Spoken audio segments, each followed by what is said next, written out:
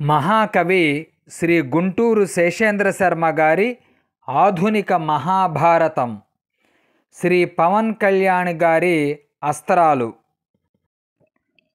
రేపు నీదే పద, ఉదయించే నదే నవలోకం, ఆరిపోనీకు సఖ గుండెలో ఆశాదీపం, ఓడిపోయానని చింతించకు పద్మవ్యూహం, జీవితం కాదిది అడుగడుగునా ఒక పోరాటం, రాలనీబోకుము నీ కన్నులలో ముత్యాలు, మోయలేది భువి ఆ రగిలే సముద్రాలు, నీవు నీ పిల్లలు తోటల్లో విహరిస్తారు, కోల్పోయిన నవ్వు తిరిగి సాధిస్తారు.